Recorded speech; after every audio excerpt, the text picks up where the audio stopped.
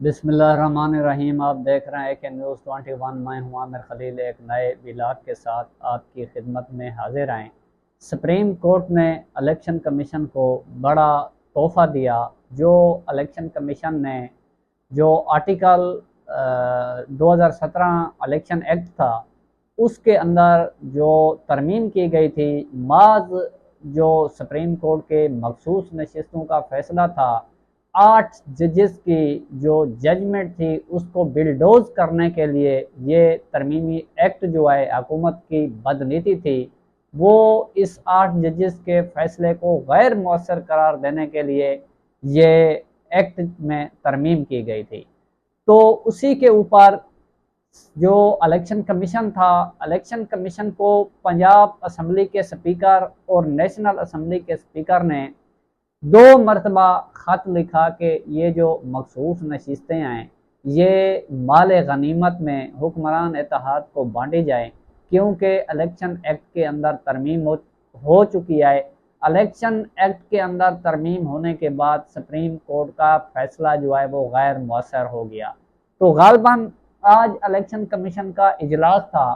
उसी इजलास के अंदर कानूनी टीम ने भी ये राय दी कि इलेक्शन एक्ट 2017 के अंदर तरमीम के बाद जो सुप्रीम कोर्ट का फैसला है ये गैर मौसर हो चुका है, ताकि ये जो मखसूस नशिस्तें हैं वो माल गनीमत के तौर पर हुक्मरान इत्तेहाद के अंदर बांटी जाए। तो वो एक ऐनी तरमीम जो लाई जा रही है, उस तरमीम के लिए इस मखसूस नशिस्तों को इस्तेमाल किया जाना था, और इस्तेमाल करने के बाद 25 तारीख के बाद फ़ौरन जो है उनको डी सीट कर दिया जाता। कहा जाता कि भाई अभी दोबारा इजलास होता और उसके ऊपर गौर किया जाता। तो रात गए इलेक्शन कमीशन के दफ्तर से ये खबरें मालूम हुई ज़राए से कि जो वज़ीर कानून आज़म नज़ीर तारण हैं वो इलेक्शन कमीशन के पास गए हुए थे और उनको कह रहे थे कि आप जो है सुप्रीम कोर्ट के फैसले को ना माने, आप इलेक्शन एक्ट 2017 के ऊपर जो है अमल दरामद करें। तो जब 2 खत इलेक्शन कमीशन को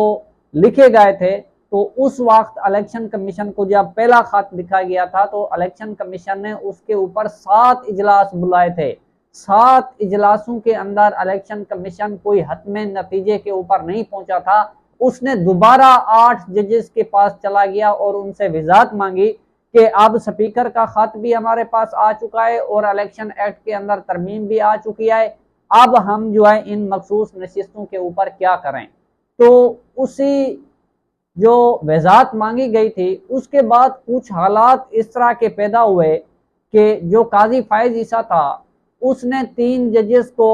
कराची जो सुप्रीम रजिस्ट्री है सुप्रीम कोर्ट वहां पर भेज दिया था, और 8 जजेस जो है वो इस्लामाबाद सुप्रीम कोर्ट के अंदर मौजूद नहीं थे जो उसके ऊपर बैठते और कोई मशवरा करते और उसके बाद जो है उसकी वजाहत जो है वो इलेक्शन कमीशन को दी जाती। तो आज गालबन 3-4 बजे जो इलेक्शन कमीशन का इजलास भी हुआ, उसके अंदर ये कहा गया कि कानूनी टीम जो है उन्होंने मशवरा दिया कि ये मखसूस नशिस्तें जो हैं वो माल गनीमत में बांटी जाएं। तो इससे पहले मैं आपको ये बताता चलूँ कि ये जो हुकूमत का प्लान था, इस प्लान के बाद मौलाना फजल रहमान को भी हुकूमती इत्तेहाद जो है ये प्रेशर बिल्डोज करना शुरू कर दिया कि अगर आप हमारे साथ ना आए, हम 2-3-4 सेनेटर को उठाकर और मखसूस नशिस्तें लेकर हम ये तरमीम जो है पास करा लेंगे। तो रात गए आपने वो तमाम सूरत हाल देखी होगी। किसी तरह मौलाना ने एक प्रेस कॉन्फ्रेंस की जहां पर तहरीक इंसाफ के लोग भी उनके साथ खड़े हुए थे, और उन्होंने देखा कि ये एक सेनेटर जो हैं मौलाना फजल रहमान के उनको उठाया गया, और एएनपी जो अख्तर मैंगल की जमात है उनके 2 सेनेटर के ऊपर प्रेशर डाला गया, तहरीक इंसाफ के लोगों को उठाया गया। एक बदमाशी टाइप जो खेल है वो खेला जा रहा था। तो फिर उन्होंने प्रेस कॉन्फ्रेंस की। उस प्रेस कॉन्फ्रेंस के फौरी बाद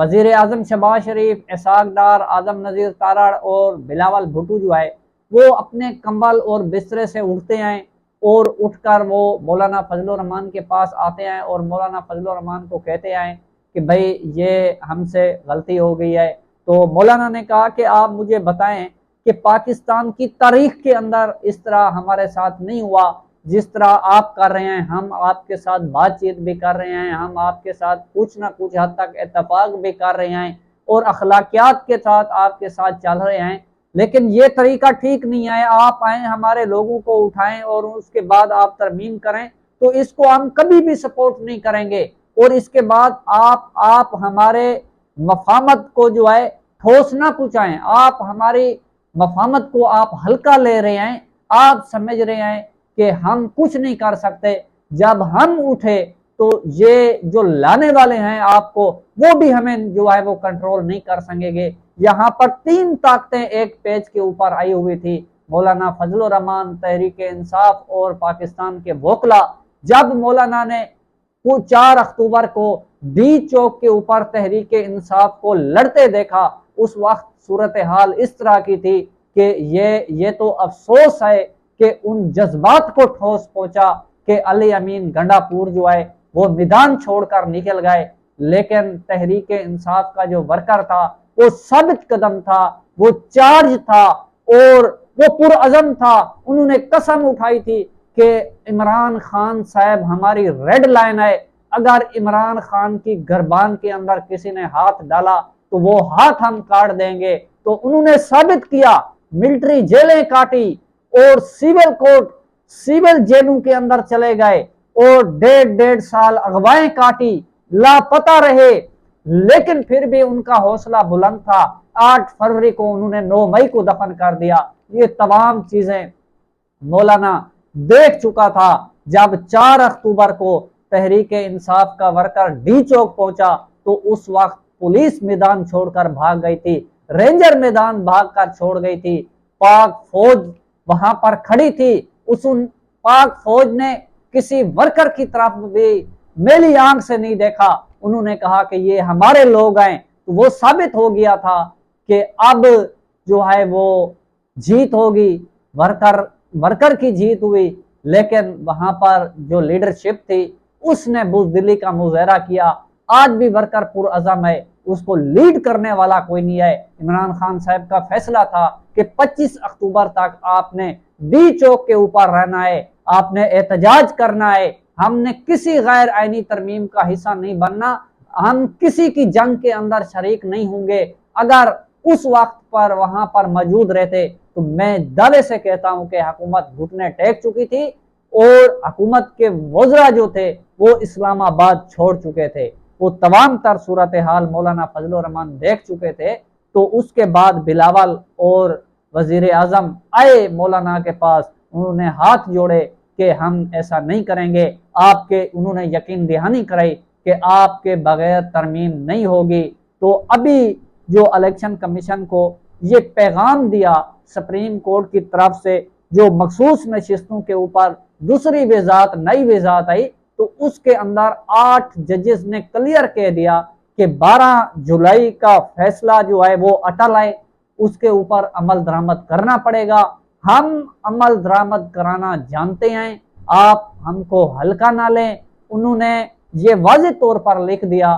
کہ آئین کے جو آپ نے قانون جو الیکشن ایکٹ 2017 کے اندر ترمیم کی، اس کا ماضی سے کوئی اطلاق نہیں ہوتا، یہ 12 جولائی کا فیصلہ ہے، 12 جولائی کے بعد جو ہے وہ ایکٹ میں ترمیم کی گئی، تو لہٰذا آپ یہ وزارتیں مانگنا بند کریں۔ واضح طور پر کہا کہ آپ دوبارہ ہمارے پاس الیکشن کمیشن کو کہا کہ نہیں آنا، آپ نے اسی فیصلے کے اوپر 12 جولائی کے فیصلے کے اوپر عمل درآمد کرنا ہے، اور ساتھ یہ بھی لکھا کہ آئین کا آرٹیکل 189 کے اندر یہ بات درج ہے، اگر الیکشن کمیشن آئینی ادارہ ہے، پارلیمنٹ آئینی ادارہ ہے، سپریم کورٹ بھی آئینی ادارہ ہے، تو ان تمام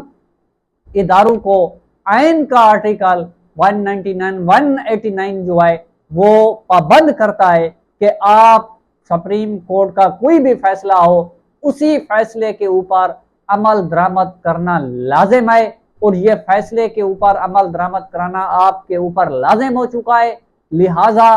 اس فیصلے کو آپ الیکشن ایکٹ کی نظر میں غیر مؤثر نہیں کر سکتے۔ تو میں سمجھتا ہوں کہ 8 ججز کی خاموشی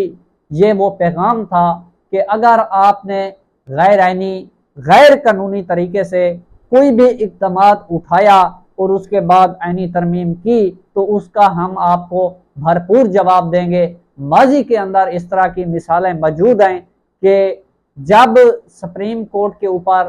کوئی قدغن لگایا گیا، کوئی غیر آئینی غیر قانونی ترمیم یا غیر قانونی بل پاس کیا گیا، تو اس حوالے سے آپ کو یاد ہوگا کہ ایک جج صاحب تھے، انہوں نے سپریم کورٹ کے باہر ایک پیپل درخت کھڑا ہوا تھا، اس درخت کے نیچے بیٹھ کر انہوں نے عدالت لگائی تھی۔ تو یاد رکھنا یہ ڈی چوک کے اوپر بھی جو جسٹس منصور علی شاہ ہیں وہ ڈی چوک کے اوپر بھی عدالت لگا سکتے ہیں۔ یہ قاضی کا جو اختیار ہے وہ نیکسٹ ویک کے اندر ختم ہو جائے گا، وہ اس کا جو اختیار ہے وہ ختم ہو جائے گا۔ وہ فل کورٹ جو اجلاس بلائیں گے اس کی صدارت جو ہے وہ جسٹس منصور علی شاہ کریں گے، اور یہ ثابت ہو گیا کہ 8 ججز جسٹس منصور علی شاہ کے ساتھ کھڑے ہوئے ہیں اور ہر قیمت پر وہ جانے کو تیار ہیں۔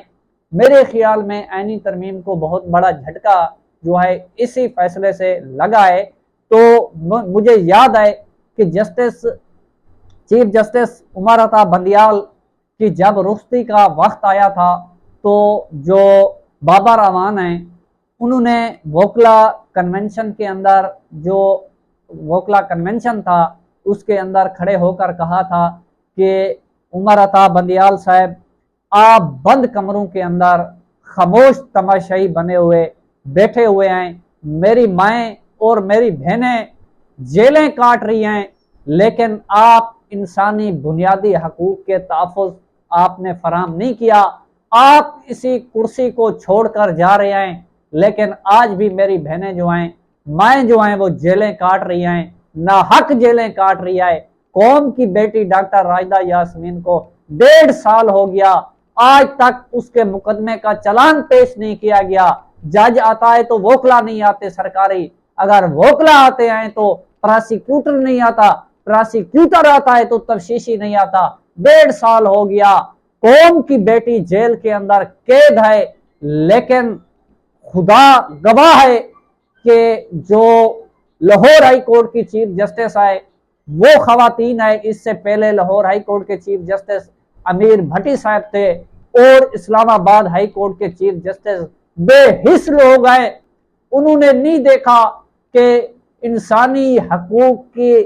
خلاف ورزی ہو رہی ہے۔ پورا 1 سال سپریم کورٹ کے چیف جسٹس قاضی فائز عیسی نے اس حکمران اتحاد کو 2/3 اکثریت دلانے کے لیے رات دن جو ہے وہ محنت کی۔ اس نے یہ نہیں دیکھا کہ ملک کے اندر قوم کی بیٹیوں کا ریپ ہو رہا ہے، ملک کے اندر قوم کی بیٹیوں کی چادریں اتاری جا رہی ہیں، وہ خاموش تماشائی بنا بیٹھا ہے۔ لیکن آج افسوس اس کے 6 دن رہ گئے، اس نے کوئی از خود نوٹس نہیں لیا۔ قوم کی بیٹی آج بھی جیل کے اندر ہے، اور اس کے ساتھ